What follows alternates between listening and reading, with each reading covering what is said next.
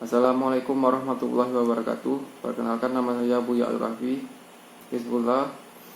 Saya berasal dari Universitas Bangka Belitung, kelas Hukum 3C dengan NIM 40120111088. Di sini saya akan membuat video yang ditujukan untuk memenuhi tugas dari Ibu Bunga Permatasari, SH, MH, selaku dosen pengajar Studi Hukum Konstitusi dan Acara MK. Yang pertama, istilah konstitusi. Mengenai istilah konstitusi, pertama kali dikenal di negara Perancis, yaitu berasal dari bahasa Perancis constituer, yang berarti membentuk. Yang dimaksud dengan membentuk di sini adalah membentuk suatu negara. Dan pengertian konstitusi menurut para ahli, menurut Sri Soemantri, yang mengartikan konstitusi sama dengan undang-undang dasar.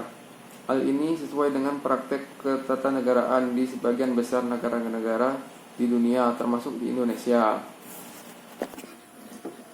Dan menurut I Dewa Gede Atmadja, yang menyimpulkan konstitusi dibedakan menurut definisi dan konseptual. Menurut definisi dapat dikatakan konstitusi adalah himpunan norma atau kaidah konstitusi suatu negara yang menyiratkan bahwa konstitusi merupakan dokumen yang berisi norma atau kaidah-kaidah hukum untuk mengoperasionalkan penyelenggaraan kekuasaan negara.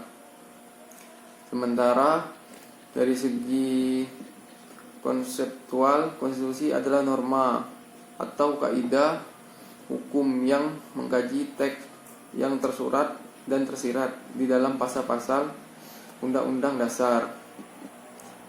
Dan menurut Carl Schmitt, konstitusi dibagi menjadi 3, yakni konstitusi dalam arti absolut, di mana konstitusi dianggap sebagai kesatuan organisasi yang menyangkut semua bangunan hukum dan organisasi di dalam negara. Kedua, konstitusi dalam arti relatif, di mana konstitusi dimaksud sebagai penghubung antara kepentingan suatu masyarakat dengan masyarakat lainnya. Yang ketiga, konstitusi dalam arti positif, di mana konstitusi dihubungkan mengenai ajaran tentang keputusan dalam arti positif, mengandung arti sebagai keputusan politik tertinggi yang berhubungan dengan pembuatan peraturan perundang-undangan. Dan menurut Herman Heller, konstitusi lebih luas daripada undang-undang dasar. Konstitusi tidak hanya bersifat yuridis, tetapi juga sosiologis dan politis. Menurutnya, ada 3 pengertian konstitusi, yaitu konstitusi dilihat dalam arti politis dan sosiologis sebagai cermin kehidupan sosial politik yang nyata dalam masyarakat. Konstitusi dilihat dalam arti yuridis sebagai suatu kesatuan kaidah hukum yang hidup dalam masyarakat. Konstitusi juga tertulis dalam suatu naskah Undang-Undang Dasar sebagai hukum yang tertinggi yang berlaku dalam suatu negara. Perkembangan konstitusi dilihat dari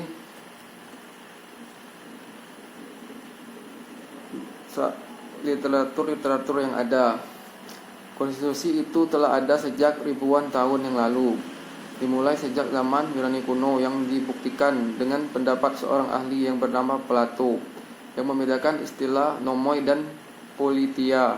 Nomoi berarti undang-undang, sedangkan politia berarti negara. Pada masa kejayaan antara tahun 624 sampai dengan 404 sebelum Masehi, pernah mempunyai tidak kurang lebih dari 11 konstitusi pada masa itu.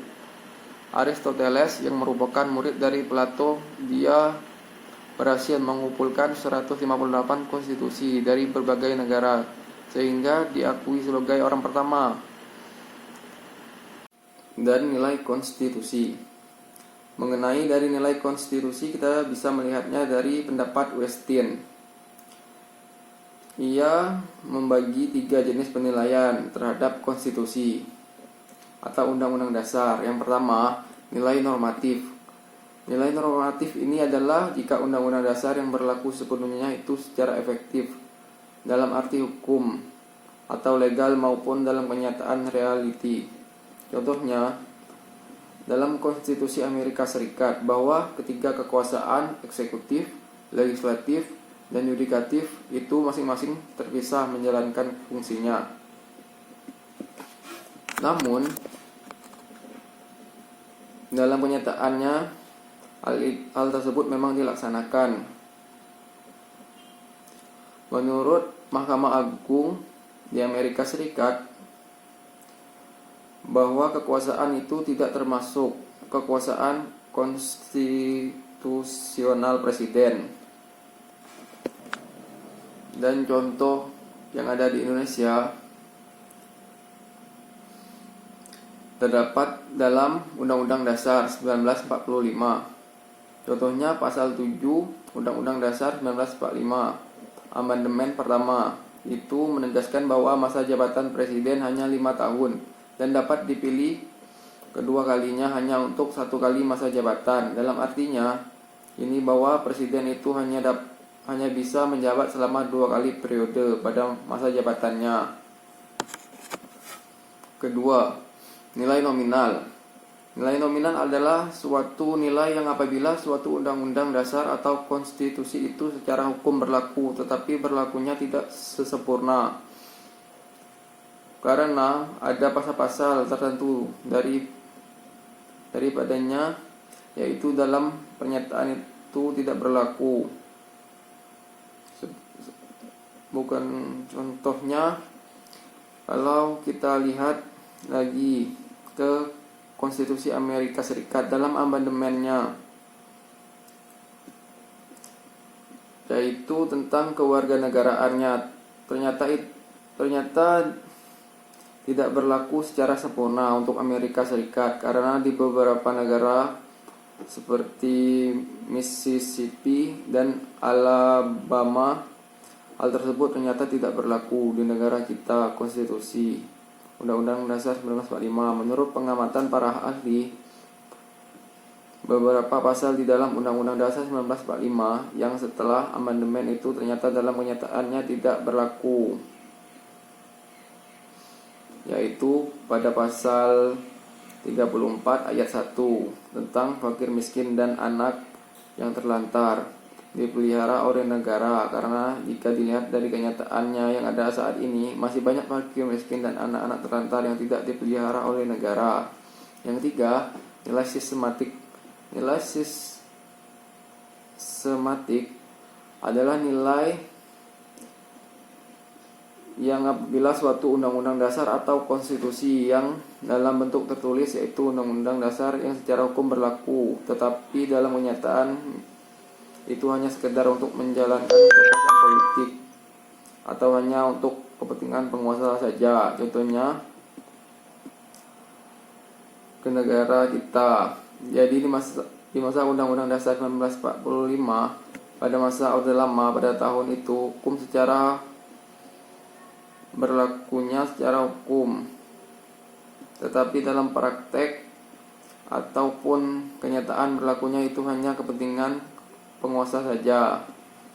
Kenyataannya bisa kita lihat di dalam Undang-Undang Dasar 1945 pada saat itu yang terdapat dalam pasal 24 dan pasal 25 Undang-Undang Dasar 1950.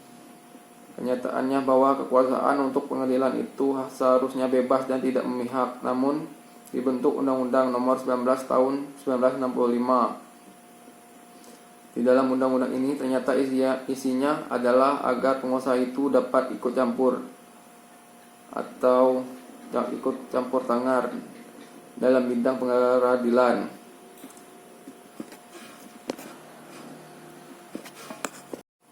Dan tentang tujuan dan hakikat konstitusi. Berbicara tentang tujuan dan hakikat konstitusi, Ini dilihat dari kalangan para ahli hukum pada umumnya.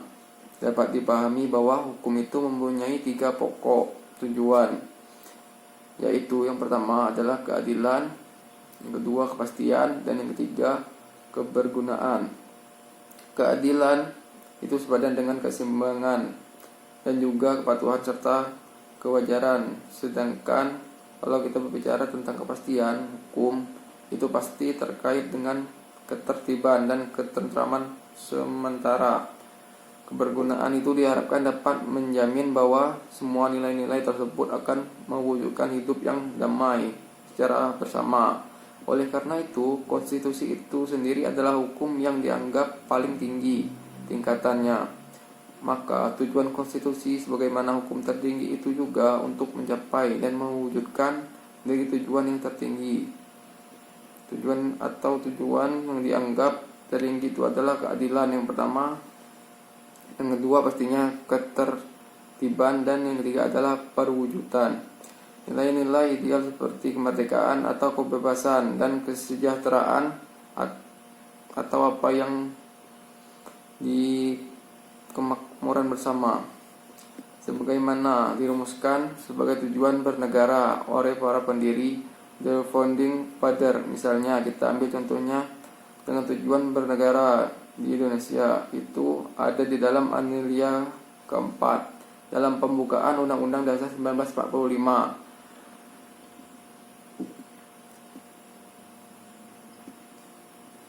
Dirumuskan tujuan konstitusi itu seperti merumuskan tujuan negara, yaitu negara konstitusional. Menurut Jefferson, ada 3 tujuan negara. Yang pertama adalah untuk memelihara ketertiban dan ketentraman. Yang kedua untuk mempertahankan kekuasaan, dan yang ketiga adalah untuk mengurus hal-hal yang berkenan dengan kepentingan umum. Sedangkan di sisi lain, Mourinho dia menyatakan bahwa tujuan konstitusi itu adalah untuk menjaga keseimbangan antara ketertiban, kekuasaan, dan kebebasan. Jadi kebebasan individu warga negara itu harus dijamin, tetapi kekuasaan negara itu juga harus berdiri tegak, yang artinya sehingga tujuan terciptanya ketertiban di dalam masyarakat dan bernegara itu dapat terwujud. Ketertiban itu sendiri terwujud apabila dapat dipertahankan oleh kekuasaan yang efektif dan kebebasan bernegara itu tidak diganggu. Baiklah, sekian dari materi tentang konstitusi yang dapat saya sampaikan. Bila ada salah kata saya mohon maaf. Dan saya akhiri dengan wabillahi taufiq wal hidayah. Wassalamualaikum warahmatullahi wabarakatuh.